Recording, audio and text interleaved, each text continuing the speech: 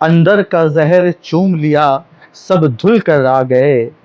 कितने शरीफ लोग थे, सब खुल कर आ गए। राहत इंदौरी साहब का ये शेर आज एक शख्स पर इतना सटीक बैठता है। मैं बात कर रहा हूं डीवाई चंद्रचूड़ पूर्व न्यायाधीश की। अभी हाल ही में उन्होंने न्यूज लॉन्ड्री के एक इंटरव्यू में श्रीनिवासन जैन के सामने उन्होंने एक विवादास्पद बयान दे दिया। उन्होंने ये कहा कि बाबरी मस्जिद का निर्माण ही एक मंदिर के अपमान का मूल कार्य था।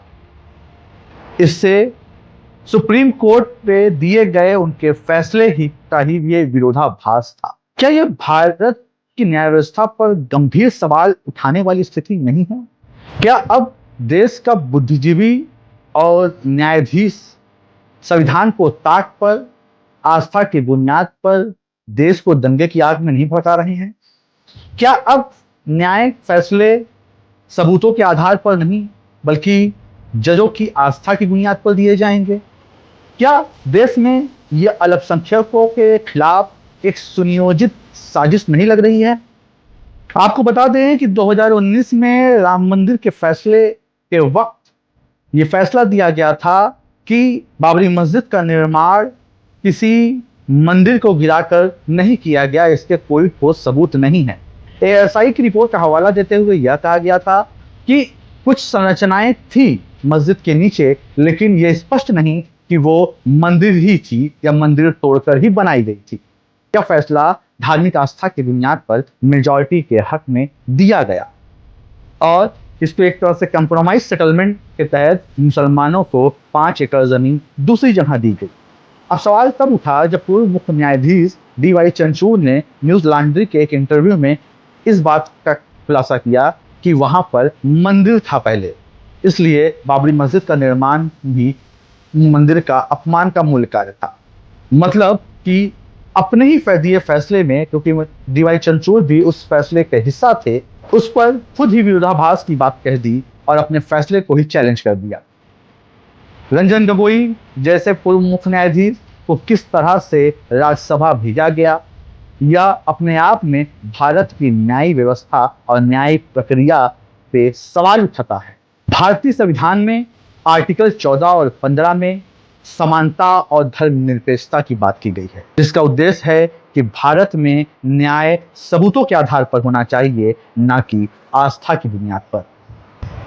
1991 पूजा अधिनियम एक्ट के तहत यह कहा गया था कि इस बिल के माध्यम से कि अब 1947 के बाद जो भी भारत में धार्मिक स्थल है उसकी यथास्थिति बरकरार रहेगी, उसे बदला नहीं जा सकेगा सिवाय अयोध्या वर्डिक्ट को छोड़कर, जिसका साफ उद्देश्य था कि देश में सद्भाव, शांति और सौहार्द बनाए रखना।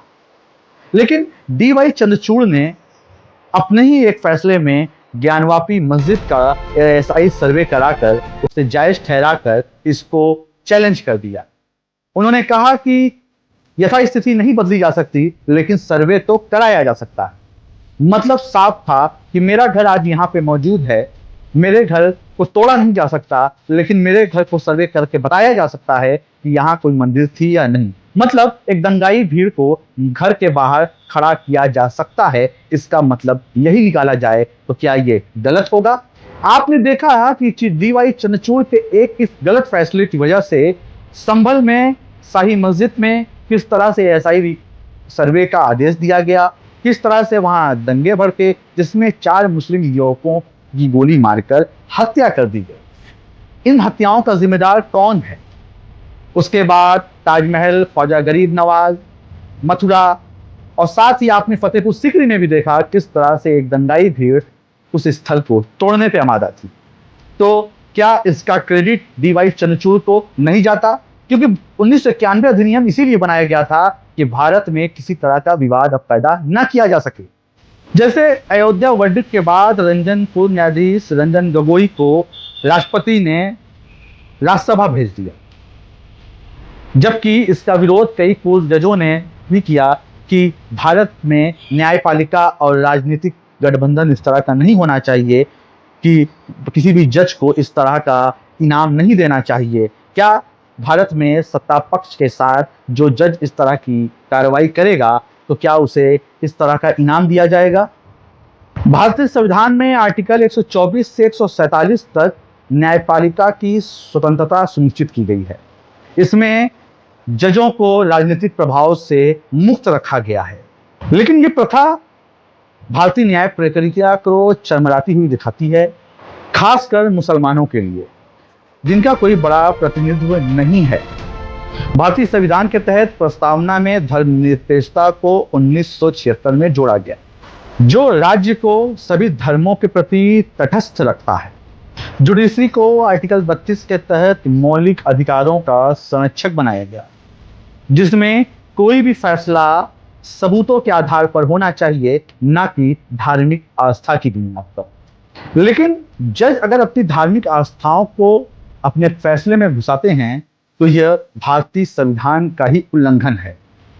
सुप्रीम कोर्ट ने कहा कि भारत की बुनियाद सेकुलरिज्म है, इसे सभी जजों को बचाना चाहिए।